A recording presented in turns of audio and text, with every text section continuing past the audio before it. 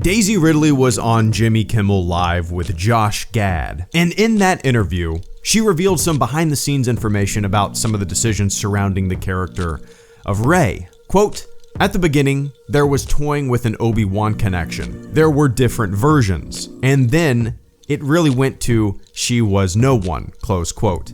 Everything changed when episode 9 rolled around and J.J. Abrams took over as the director of that project, of the final and third installment of the sequel trilogy. Quote, "Then it came to episode 9 and J.J. pitched me the film and was like, 'Oh yeah, Palpatine's granddaddy.' And I said, 'Awesome.' And 2 weeks later he was like, 'Oh, we're not sure.' So it kept changing and we kept filming and I wasn't sure what the answer was going to be," close quote. It's no secret, I was not a fan of The Rise of Skywalker. There's not much about that movie that I like. That could change, obviously. The edges have rounded on my opinions of a bunch of other Star Wars material over the years, because life and age, I guess. I don't know.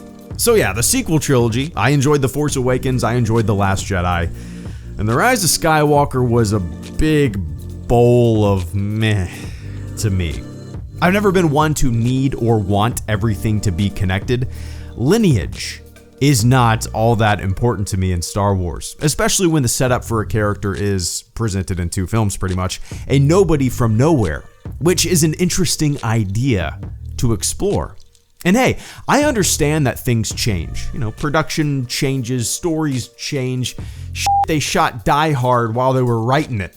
That's a very different example, don't get me wrong, but that interesting idea of a nobody from nowhere was sacrificed for what? For some weird-ass ham-fisted family connection? If Rey was a Kenobi rather than a Palpatine, I'd be saying the same exact thing. It's the constant desire to always have things connected that leaves me with a big shrug. And just the idea of Palpatine coming back, and speaking nothing of lineage, bringing Palpatine back in the first place, another big ol' shrug. Biggest shrug of my life. Shoulders are falling off. I understand that things change. It's the nature of the beast. I get it. Things changed in the original trilogy too. The comparisons are there, and chances are, if you like The Rise of Skywalker, you might look at those original trilogy plans, or lack thereof, and compare them to The Rise of Skywalker, and you might use it as a defense, right? And if you don't like The Rise of Skywalker, you'll try to find the differences between those comparisons. That's just kind of how our brains work, right? But this, to me, just feels like a complete lack of planning. I mean, the decision of lineage still wasn't finalized while they were shooting the film. If she did end up as a Kenobi, like was talked about, I guess, when the sequel trilogy was originally being developed, then the ending of The Rise of Skywalker, to me, wouldn't have the same punch. Because I like the idea of her adopting a name, you know. Regardless of her bloodline, you know, Rey isn't tied down by that lineage. So I like that. I like that. She probably wouldn't adopt the Skywalker name if she was a Kenobi, right? So I do like that aspect of it. Still, whatever. Anyway.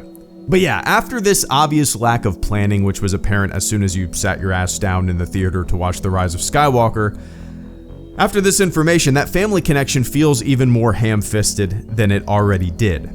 It just wasn't necessary. I'm a broken record at this damn point, right? I thought the more interesting concept was Rey being a nobody. Oh well. So yeah, the little nugget of behind-the-scenes information that came out of this didn't surprise me at all. When Daisy Ridley said that, I was just like, yeah, it kind of makes sense. It feels that way, right? What she said, you feel it? I feel it. She didn't really even need to say it. I just kind of felt it in my bones. The first 2 chapters in the sequel trilogy felt really cohesive and coherent back to back to me. The third, it did not. I like The Force Awakens, I like The Last Jedi, I like both of those visions, I like the direction TLJ took the trilogy in. I don't look at The Rise of Skywalker as necessarily quote-unquote undoing The Last Jedi, like a lot of people do, but the creative decisions made, beyond just lineage, left me going, you want to grab some food? But you know, like 20 or 40 years from now, is this information just going to be one of those interesting things that Star Wars fans know? You know? Like, nobody on set of The Empire Strikes Back knew that Luke Skywalker was gonna actually be Darth Vader's son. Nobody knew that. Is this gonna be one of those things that people talk about in the future? Like, they didn't know who Rey's parents were. They didn't know who Rey was related to until the final movie. They didn't write it that way. They toyed with a lot of ideas. Is it just gonna be one of those interesting little tidbits of information that people know in the future? Because right now, it's more of like a piece of information that people are outraged and mad and angry about, right? So in the future, is it gonna level out? Is it just gonna be one of those nuggets of information? Probably. That's kind of how these things go.